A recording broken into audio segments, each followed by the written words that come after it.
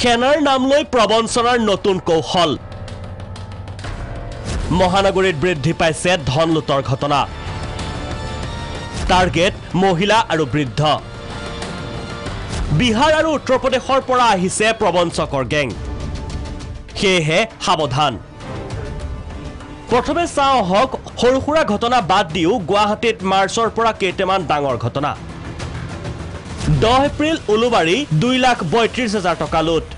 26 এপ্ৰিল চেনিকুঠি 1 লাখ টকা লুট 26 জুন খ্ৰীষ্টান বস্তিৰ পৰা 4,42,000 টকা লুট 26 জুলাই কালাপাহাৰ MK জুৱেলাৰ্ছৰ ডকাইতি 27 আগষ্ট মাছখোৱা ফেডাৰেল বেংকৰ পৰা 40 লাখ টকা লুট 6 ছেপ্টেম্বৰ আঠগাঁৱৰ পৰা 6 লাখ টকা লুট 12 ছেপ্টেম্বৰ আজাৰাৰ পৰা 3 লাখ টকা লুট 17 নৱেম্বৰ গীতানগৰৰ পৰা 45,000 টকা লুট 19 নৱেম্বৰত নুনমাটিৰ পৰা 2 লাখ টকা লুট 14 নৱেম্বৰত নাৰেংগীৰ পৰা 5,50,000 টকা লুট 13 নৱেম্বৰত 1 লাখ টকা লুট নুনমাটিৰ পৰা 1 নৱেম্বৰত 2 লাখ টকা লুট 6 মাইলৰ পৰা কাহিলিপাৰাৰ পৰা 2 লাখ টকা লুট বহুকেইটা ঘটনাৰ ভিতৰত এটাহে সফলতা লাভ কৰিছে আৰক্ষীয়ে এতিয়ালৈ 2 লাখ টকাহে উদ্ধাৰ কৰিছে একটা ঘটনা আছে এটো আমি চাইছো কি কিছুদিনত স্নেচিংৰ ঘটনাটো এটো যে হৈছে তাত আমি মানুহ ধৰিছো বহুত মানুহ ধৰাইছে লেকিন হয় কি যে স্নেচিং কৰাৰ পিছত ফটকে টকাটো এইবিলাক কোনো ফালে ইফালে কৰি দিয়ে কাকো দই দিয়ে